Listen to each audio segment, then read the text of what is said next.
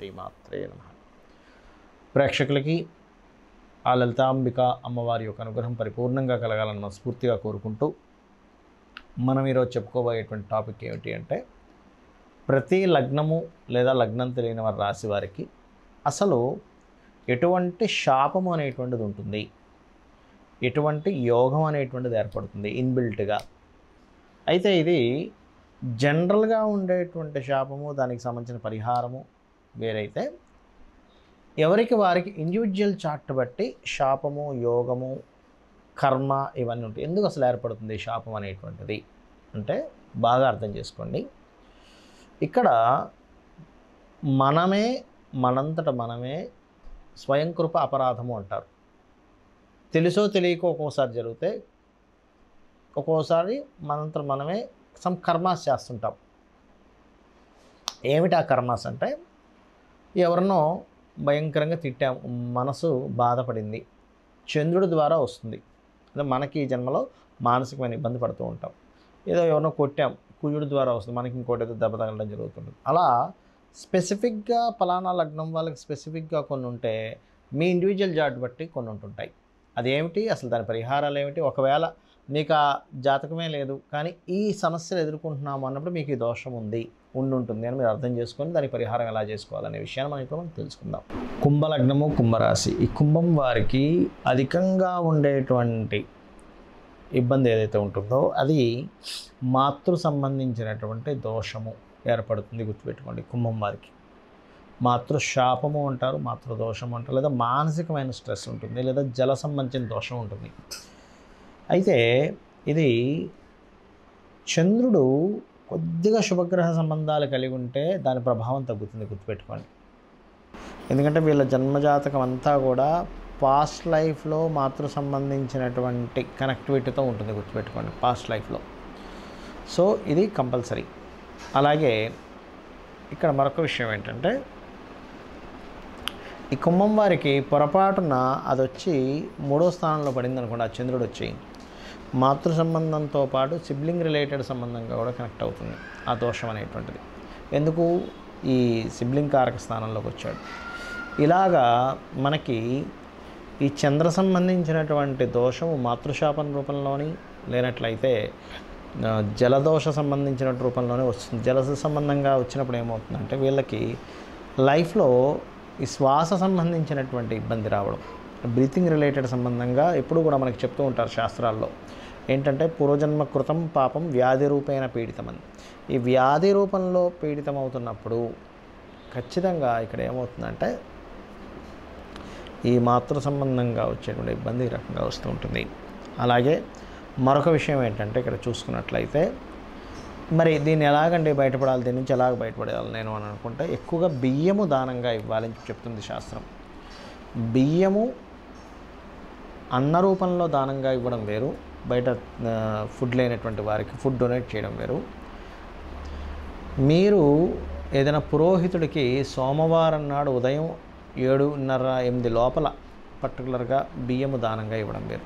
అందులో ముఖ్యంగా 6:30 to 7:30 మధ్యలో ఇస్తే మరింత ఫలితం ఎక్కువగా ఉంటుంది. అంటే సూర్యోదయం నుంచి ఒక గంట సేపు సమయంలో గుర్తుపెట్టుకోండి. ఎందుకంటే చంద్రహోరలో చంద్రుడికి సంబంధించిన దానం ఇవ్వడం అనేటువంటిది పూర్వజన్మ కర్మను తొలగిస్తుంది. అయితే ఈ పూర్వజన్మ కర్మ తొలగేటువంటి విషయాల్లో ముఖ్యంగా ఓం నమో నారాయణాయ అనేటువంటి నామస్మరణ, మరియు విష్ణు సహస్రనామాలు పూర్తిగా చదవడం కానీ వినడం కానీ. అదేవిధంగా మరొక విషయం ఏంటంటే, ఇక్కడ ప్రయాణాల విషయంలో కూడా కొంత జాగ్రత్తగా ఉండాలి. ఎప్పుడైనా చంద్రదోషము, మాతృశాపము ఇవి ఉన్నప్పుడు. అయితే ఈ మాతృశాపాలు ఉన్నప్పుడు ఏమవుతుంటుందంటే, సర్వసాధారణంగా ఎవరికైనా సరే ఇప్పటి జన్మజాతకం లేదు కానీ మా తల్లిగారితో ఎప్పుడేదో ఇబ్బంది వస్తుందండి, చాలా రేర్గా వస్తుందండి ఈ కాంబినేషన్ వస్తుంది అన్నప్పుడు, మీరు వారిని ద్వేషించడం కానీ గొడవపడడం కానీ చేయకండి. ఎందుకంటే అది మరింత కర్మని పెంచుతుంది. మీకు చేయవలసింది ఒకటే, గుర్తుపెట్టుకోండి. సరే, పూర్వజన్మలో తెలుసో తెలియకో చేసినటువంటి కర్మ మూలంగా నాకు ఇది ఏర్పడింది, నేను దీన్ని ఎలా తగ్గించుకోవాలి? బియ్యం దానంగా ఇవ్వడమో, లేకపోతే మాతృమూర్తికి నమస్కరించుకోవడమో, మాతృమూర్తి పాదాలని నమస్కరించుకోవడమో, లేనట్లయితే వాటర్ని వేస్ట్ కూడా చేయకూడదు. వాటర్ వేస్ట్ చేస్తే కూడా మాతృ సంబంధించిన దోషాలు వస్తూ ఉంటాయి. చేయడమో చేస్తూ ఉండండి, ఖచ్చితంగా మీకు బయటపడగలుగుతారు. దాంతోపాటు గోవుకి గోంగూర అంటారు. గోంగూర తినిపించండి ఎక్కువగా.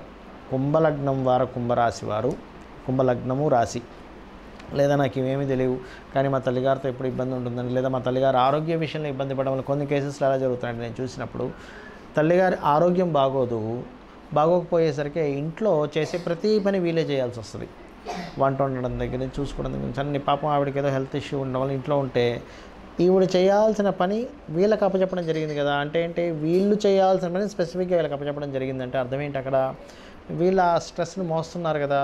అదే తల్లి కనుక ఆరోగ్యంగా ఉంటే తను చేసుకునేది పని వీళ్ళకి ఇబ్బంది ఉండేది కాదు. ఈ రూపంలో అయినా వస్తుంది, గుర్తుపెట్టుకుని. అలా వచ్చినా సరే మీ బియ్యం దానంగా ఇవ్వండి, ఖచ్చితంగా బాగుంటుంది. విష్ణు సహస్రనామాలు రెగ్యులర్గా వినండి.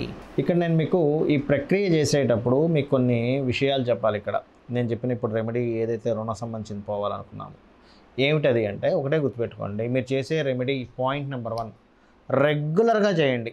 నా మాట విని రోజు చేయండి. ఎందుకంటే మీరు రోజు చేస్తేనే మీకు ఆ యొక్క కర్మ తొలగేటువంటి ఎనర్జీ మీ దగ్గర ఫామ్ అవుతుంది, గుర్తుపెట్టుకోండి. రెండవది, ఒక అరగంట సేపు చేసామా, మిగతా 23.5 గంటల సేపు మీ కష్టాల గురించే థింక్ చేస్తూ ఉన్నారు. నేను కష్టం ఉండదని నేను అనట్లేదు, బాధ ఉండదని నేను చెప్పట్లేదు, కానీ థింక్ చేయకండి అంటున్నా దాని గురించి. మీ థింకింగ్ని ఎలా మార్చుకోవాలంటే, సరే నాకు ఇది వచ్చింది, దీని సొల్యూషన్ గురించే థింక్ చేయండి ఎంతసేపు. ఇది వచ్చింది, ఈ ప్రాబ్లం వచ్చింది, కానీ నాకు ఈ ప్రాబ్లమ్ని క్లియర్ చేసేది ఏమిటి. ఉదాహరణకి ఎవరికో అప్పు అయిందనుకుందాం. అప్పు తీర్చాలంటే ఏం చేస్తాం మనం? కామన్గా ఏదో అసెట్ అమ్ముతాం, లేకపోతే మనకు పెద్దవాళ్ళు ఎవరైనా ఉంటే పెద్దవాళ్ళ ద్వారా సహాయాన్ని పొందుతాము. లేనట్లయితే మనకు ఏదైనా ప్రాజెక్ట్ వస్తే ఆ ప్రాజెక్ట్ ద్వారా డబ్బులు వస్తే ఆ డబ్బుల ద్వారా నేను అప్పు తీర్చేసుకుందాం అనుకుంటాము. లేనట్లయితే ఆల్రెడీ ఇప్పుడు ఎక్కువ వడ్డీకి తెచ్చుకున్నాము, ఏదైనా ఒక చిట్ ఉంటే ఆ చిట్ ఎత్తేసి ఈ డబ్బులు అక్కడ ఇచ్చేసి చిట్టుని కట్టుకుంటూ వెళ్ళిపోవచ్చు, ఈ రుణం అసలు వడ్డీ మొత్తం తీరిపోద్ది అనుకుంటాం. ఇట్లా చాలా వేస్ ఉంటాయి. ఆ వే ఏదైతే ఉందో ఆ వేని థింక్ చేయండి. ఆ వేని మీరు కనుక థింక్ చేయగలిగితే ఇట్లా దొరికితే బాగుంటుంది, అలా దొరికితే బాగుంటుంది, ఇలా థింక్ చేయండి. అంతేగాని ఇప్పుడున్న ప్రాబ్లం ఇలా అయిపోతుంది, నేనేంటి ఇలా దిగజారిపోతున్నాను, నాకు ప్రాబ్లమ్స్ క్లియర్ అవ్వట్లేదు, నేను ఎంతసేపు ప్రాబ్లంలో ఇదవుతుంది, ఇది ఆలోచించకండి దయచేసి.